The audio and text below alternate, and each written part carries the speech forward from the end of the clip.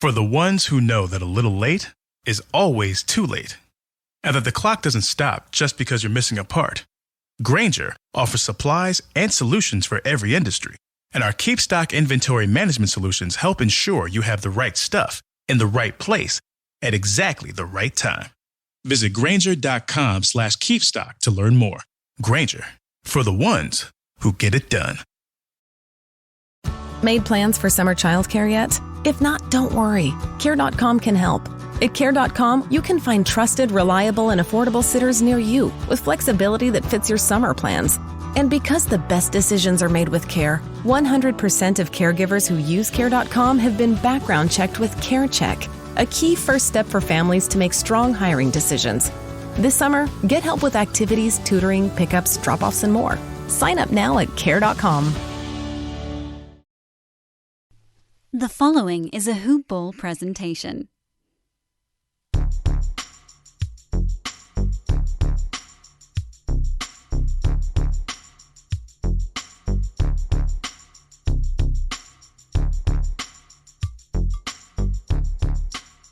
Good morning and welcome to another episode of Hoop Ball's NBA DFS Today. This is your Wednesday, June 16th edition of NBA DFS Today, and I'm your host, Keith Cork, for this wonderful two-game Game 5 bonanza. We've got a couple of really good ones here. It's just going to be me flying solo, but a couple of games shouldn't be too difficult. Two-game slate here, and before we get started, though, I'd like to go ahead and give a shout-out to our guys over at MyBookie.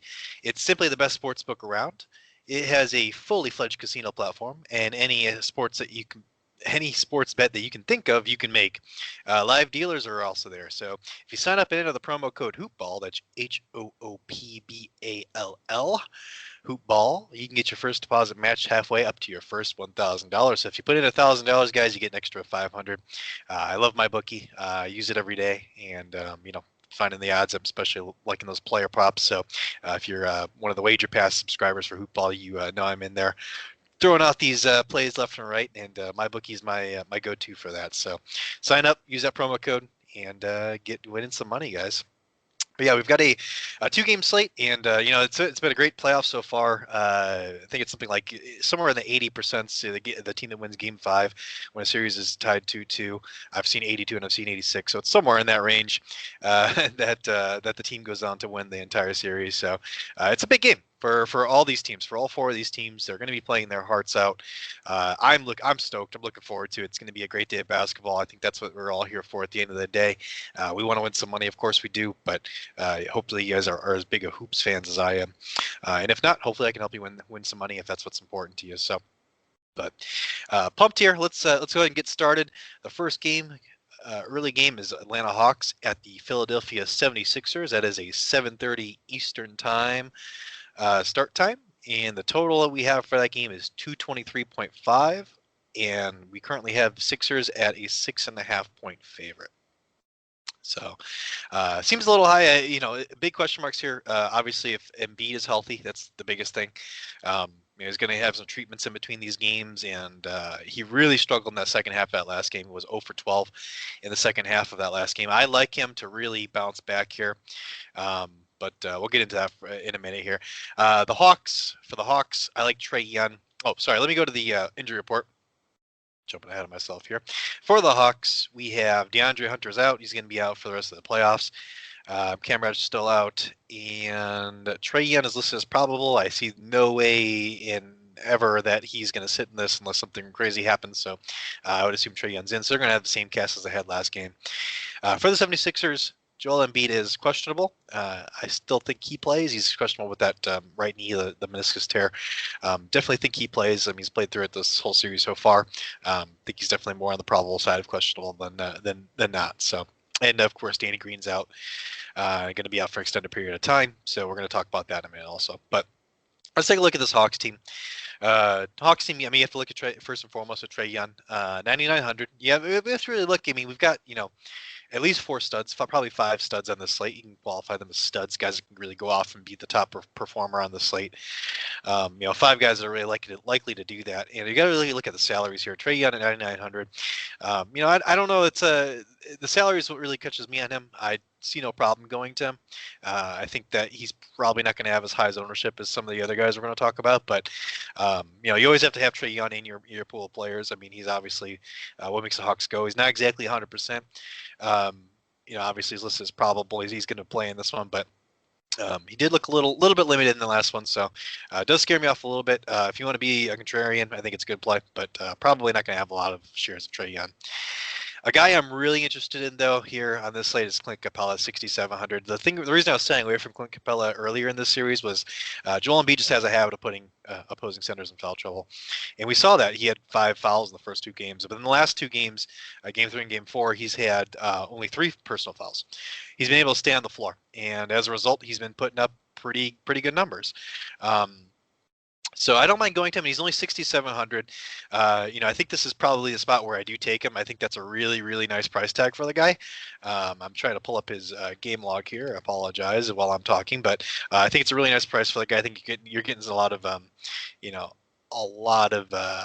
value with that price point. So why is it telling me there's no people there? That's silly. That is crazy. Oh, because I'm in.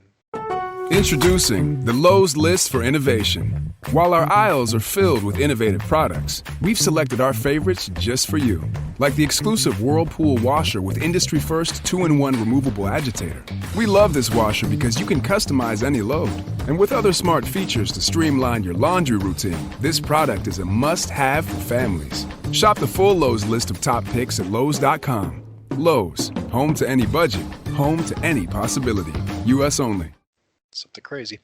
Anyways, moving on. So I do like some Clint Capella at 6,700. I do also like some John Collins at 6,000. He's really stepped up in the last couple of games. He's had double-digit shot attempts from the field, and he's got the ability to light up. This guy is a really talented player. I think he's really undervalued. I don't think I end up with a lot of shares of him. I think I'm going to go to Capella a lot, which means I'm probably not going to land on John Collins quite a lot. But I don't mind keeping him in my player pool just in case I do land on him. Okay, so Capella the last couple of games after he has been skirting that foul trouble issue, 37 and 33.25 DraftKings points last 2. The first 2 games he only put up 28.5 and 20, so it feels like he's really figured out how to play around Joel Embiid. And then if we're going to look at Collins' game log here, he's put up 36 and 30.25 in the last 2 games. So, I think it just feels like there's more. There's definitely more potential for Capella, especially if he's figured out how to play around Embiid. Embiid's a little bit hobbled right now. We'll talk about that in a minute here. We'll talk about it now. Embiid, I'm on him. 10-5. 10-5 for Joel Embiid. It's the most expensive price on the slate. That's the thing that's going to drive people away. I'm hoping it does drive people away. Here's why I'm on him. The guy responds when he has a bad game, a bad couple of games. 0 for 12 in the second half. He's going to hear all about it. He's going to be, all over the media. He's going to come out looking to be aggressive. He had almost 40 points in the first 2 games as an average. And, they went to double teaming him in Game 3. And in this last game, this is really the first bad game he's had in the series. And so I really like this as a bounce back spot for him. 10-5, it's the most expensive price on the slate. But of the top guys that are in terms of salary on this slate, he's the one that really has the most potential to go for that, 60, 70 DK point night. And I think he's going to lay up one here. Throughout this series, he had 62.75 in the first game, 66.25 in the second game, 58.25 in the third game when they double teamed him and kind of took the ball out of his hands. They stopped double teaming in the last game. He only had 49.25, so they didn't really have to go to that double team method. So I don't know if they're probably going to come out without that double team. The double team didn't really work out for him, I guess. They're going to go away from that because he was just killing them, hitting people. He had 8 assists in that game where they double teamed him, 4 assists in the last game. So I just think. I think he's going to go for at least 35 points, real life points, and then potential for 40. He's going to put up double-digit rebounds. He had 21 rebounds in that last game, even though he struggled from the field. So I don't know. I can't fade this guy. I really want him. He's really high on my list of guys I want. So. And you can definitely fit in a couple of studs in this slate. You can definitely do that. You can fit in 2, and if you don't go with Joel Embiid, you can definitely fit in 3. If you go with some of the cheaper guys I'm going to mention, you can also fit in 3 as well, even if you do go Joel Embiid. So you can fit 2 or 3 star players. Embiid's one of them for me. I also like Tobias Harris on the Sixers. Don't think I land him a lot because his salary is 8-1, but I think he's a really safe bet. I think if you're playing a cash game, he's just a safe bet to hit value here. This guy's constantly getting in the mid 30s as far as DK points, and the Hawks just have no answer for him. It was kind of surprising to see with Joel Embiid struggling so much last game that the Hawks wouldn't go to Tobias Harris a little bit more. He was having a pretty good game, so I don't know. Maybe they look at some tape and they do that a little bit more. I'm not sure, but 8,100's it's a hefty price tag. I think it's a safe bet that he will hit value. It's just a matter of if you can squeeze him into your lineups. And then I'm going to add Furkan Korkmaz, which is a very fun name to say, obviously, at 3,800 as my third play. Furkan Korkmaz, I think you can, with Danny Green out, this is really where you can attack and try to find some value. I think you can look at three guys, really. You can look at Furkan, you can look at Shake Milton, you can look at Matisse Thybulle. Furkan Korkmaz is the most expensive of those options. He does have small forward eligibility, which is the reason that I lean towards him. I wanted to get Shake Milton in, but as I was trying to construct some lineups, I couldn't find a way that fit him in because he's just point guard, shooting guard eligibility. So Shake Milton's at 3K.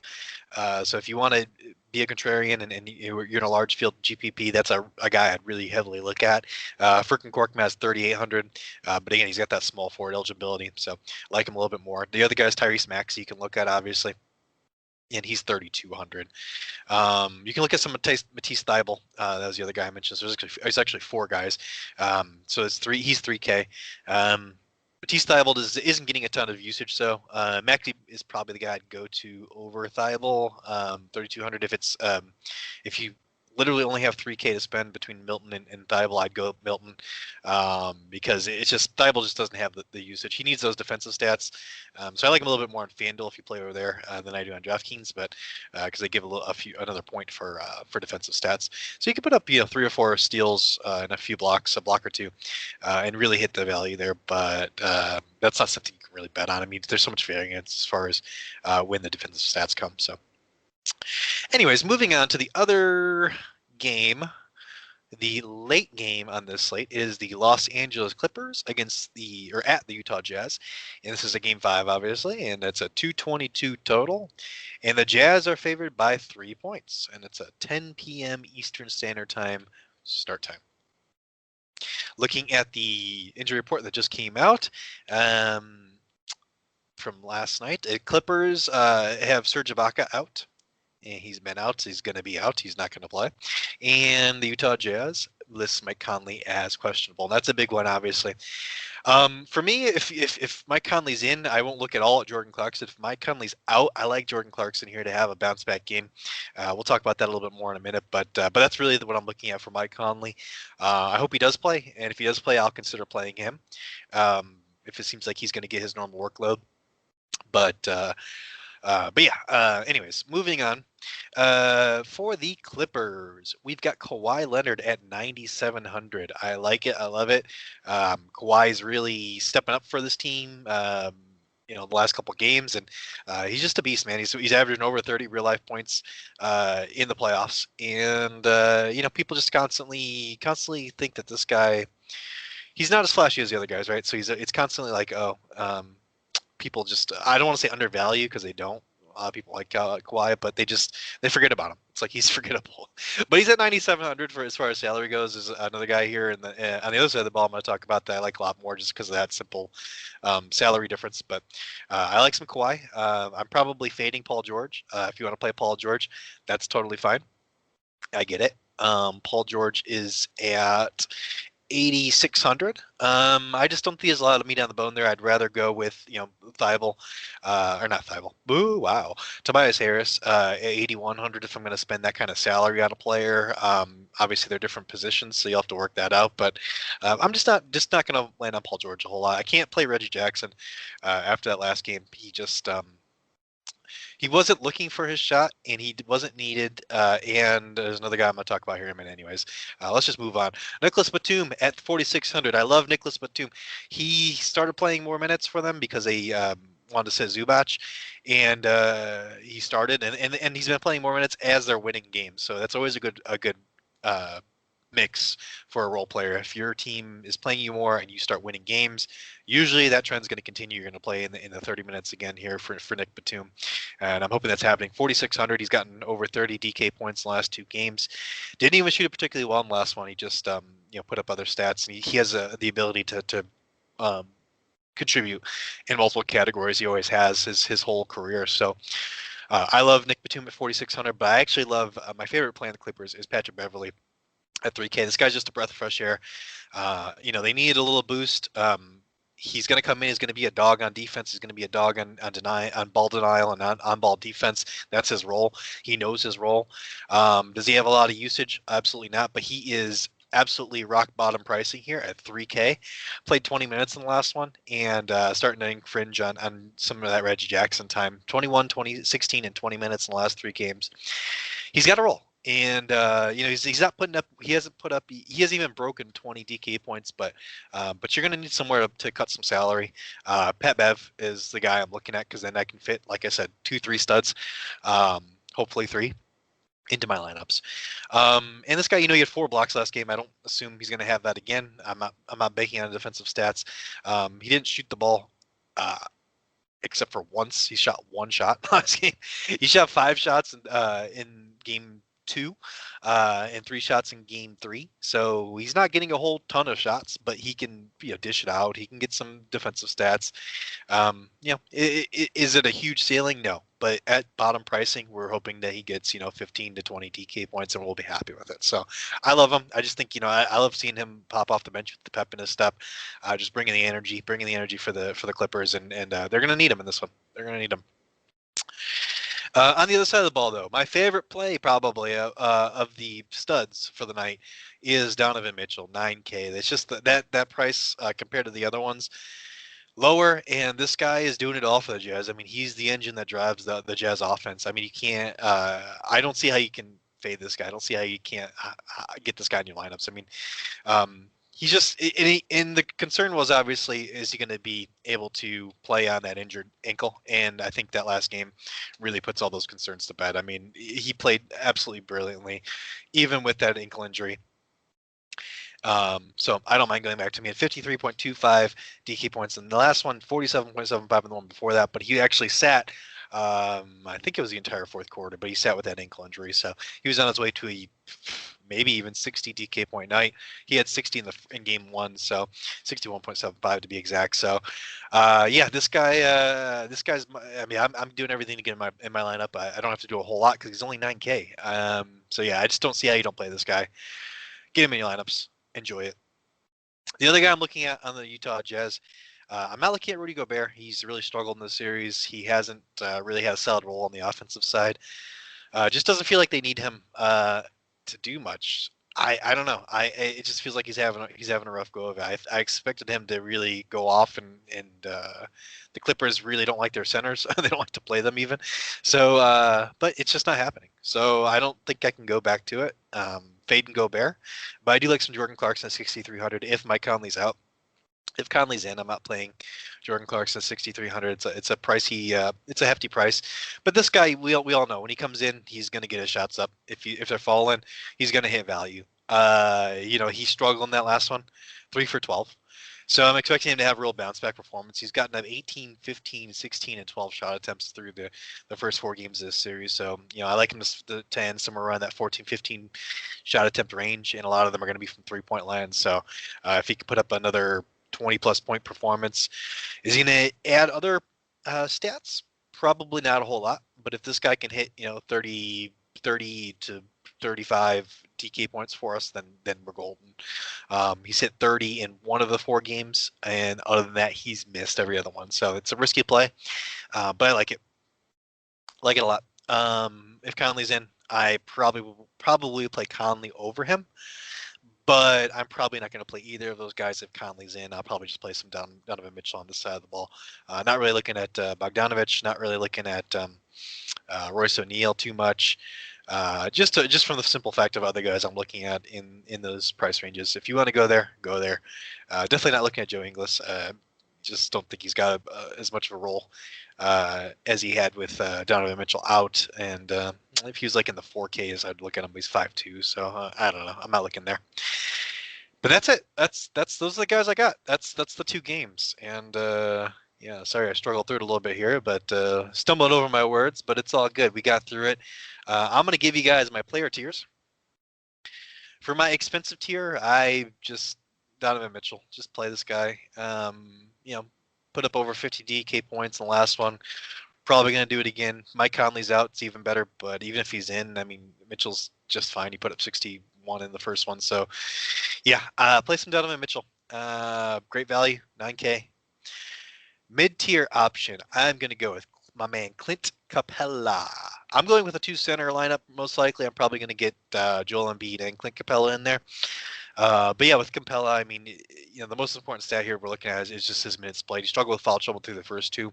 The last couple ones, he's really been in there and been able to hang in there and not get into foul trouble. So he's going to produce, especially in the rebounds, which they're going to need, and catching the alley-oops from Trae Young and whoever else.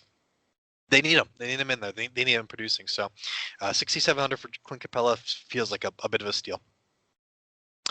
For my value play, I am going to go with eeny, meeny, miny, mo. I mean, obviously, I'm just going to go with both. I'm just going to throw them both out there. I like Nick Batum, 4,600. That's probably my solid one. And, he's just playing well as the Clippers are starting to win. Over 30 DK points in 2 straight games. And I don't see a world in which he doesn't get, at least 25 DK points in the next one, as long as he's getting the playing time. So, love me some Nick Batum at 4,600. The other guy is Patrick Beverley, 3K. A little bit more of a risky play, but this guy's coming on at the right time, and he's a baller, man. Maybe it's my Chicago-ness showing here. I know he's a Chicago guy, so I just love him. I love his dog mentality. I know other people probably don't like him, especially if he's against your team.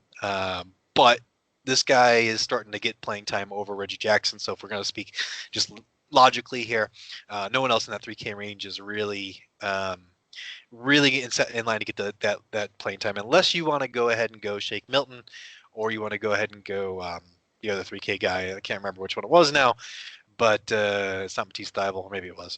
Yeah, it is Matisse Thybulle. So I'd go Shake Milton or Patrick Beverley. I'm playing Patrick Beverley. If you want to go Shake Milton, I get it. He's got maybe more potential he definitely has more potential on the offensive end. I just think Patrick Beverley has more potential in the situation that he's in, and in the role that he's got right now. So, but that's it, guys. I hope you liked it. I hope I didn't stumble over my words too much. I hope I made enough sense for you to follow along. But yeah, go crush some GPPs, win some money, and like and subscribe to the podcast, please. And if you're new to DFS or whatever, come get the DFS pass from Hoopball. It's really, really cheap. It's a good way for you to get into it. If you're a seasoned pro, good way for you to get in touch with some of the pros over here at Hoopball. It's just totally worth it. So guys, definitely check it out. And that's it. Hope you have a good one.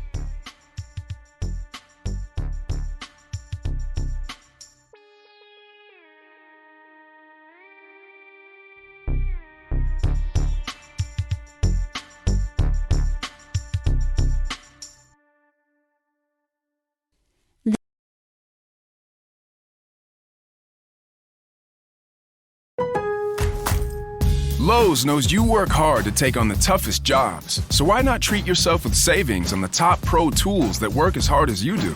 Head into Lowe's today for pro summer savings and get up to 30% off select tools and accessories. Lowe's is the home for great values on the most trusted brands like DeWalt, Bosch, and Metabo HPT. Shop in-store or on Lowes.com. Lowe's, the new home for pros. While supplies last, valid through 7/7, U.S. only.